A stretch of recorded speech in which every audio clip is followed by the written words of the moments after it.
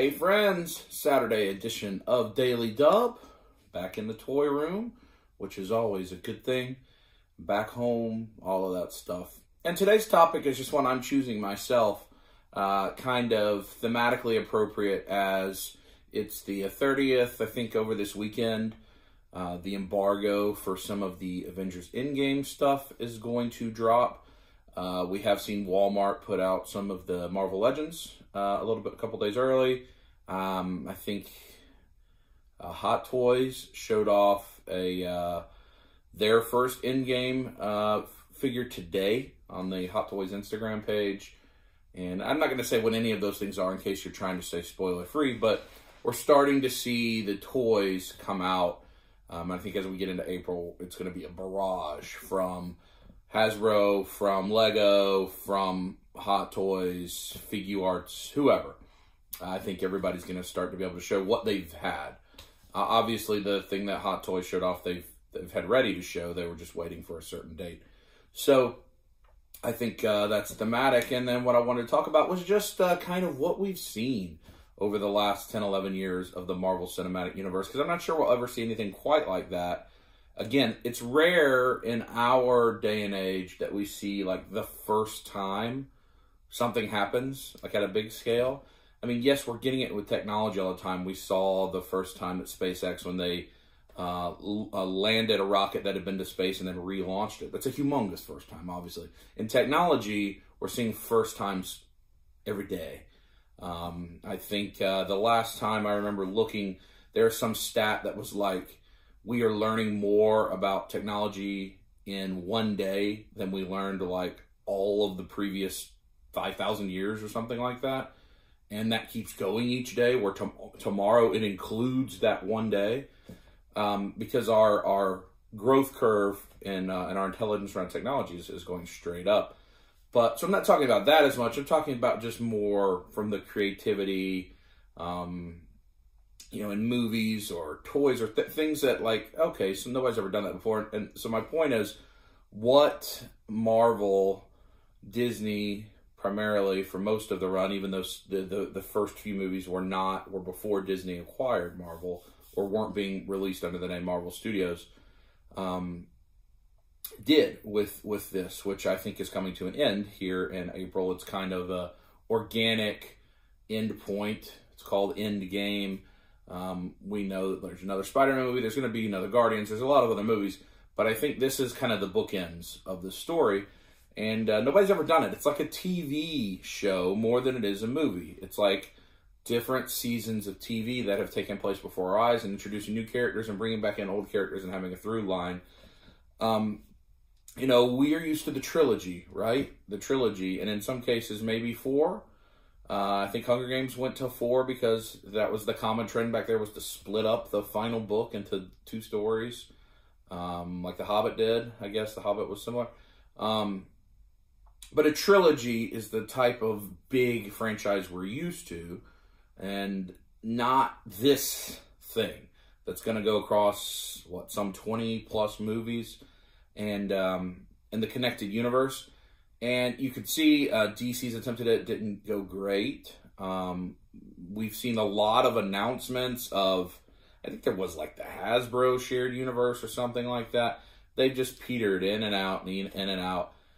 It's very difficult to do, and we should be impressed, whether you like the Marvel Cinematic Universe or not, whatever. It's impressive that they've strung these together and turned them into the most profitable movies that come out. They are the biggest movies that come out, and it's tentpole. When you think about when they started, all we kind of had was the Dark Knight trilogy that had been successful for a while. From the 90s, after like Batman Returns, you have Batman Forever, which, I think did okay, but wasn't, I liked it as a kid, but I don't think it's that great a movie. Batman and Robin, not very good. You had just a dearth. Then you had the Spider-Man trilogy, and then that kind of faded. The X-Men movies have done fine, but they're lower level. They're not at the level the Avengers are. And then you had the Avengers. So to turn into where we were getting 3 movies every 4 or 5 years to we're getting 3 movies a year in some cases just from one studio. And then you think about how many superhero movies in some years we're getting, 6, 8 in some cases. That's impressive that the MCU did that. And I think this is going to change. I personally, my belief is once we get through Avengers, it's just going to be like a series of standalone movies that are loosely connected, like you see in the trailer that Nick Fury's in the new Spider-Man. Somebody shows up in the Guardians movie, whatever, but they're not necessarily building toward a group movie every phase the way that the MCU has been. I think they'd be wise too to keep it standalone and have them loosely connected. It seems that's what DC has pivoted to. Wonder Woman was successful, and it was very loosely tied to anything else. Aquaman was successful, very loosely tied to anything else. I hear Shazam is very good, and it's not tied to much. And, you know, the audience now understands, right? Like, we don't need 17 different movies to tell us why we've got to get to, if they do Avengers versus X-Men, and introduce all of them. We can just have standalone movies, and then when they all get there, we understand. We know why they're there. The plot doesn't have to exist for 10 years the way it has with the MCU. So I think we got to appreciate this. It's kind of a interesting time in the geek nerd world, at least for me, because here in a couple weeks, we're going to enter the end of Game of Thrones, and we're going to blink, and Game of Thrones is over. And that's the end of that phenomenon, 6 weeks. At the same time, you get Endgame, and then that's over. Like, that part of the MCU is over. And that's kind of sad when you think about it, too, that chapters are going to close. But at the same time, it means that there's something new and better that's going to come, which we can be excited about that. So I just wanted to kind of talk about that, my thoughts. I mean, the MCU has been wonderful for anybody watching this video, because even if you don't like Marvel and don't collect a single thing Marvel, the explosion of the MCU on screen has allowed for all these collectibles to get made. Clear and simple. Clear and simple. It has turned nerddom, geekdom, whatever, into big business.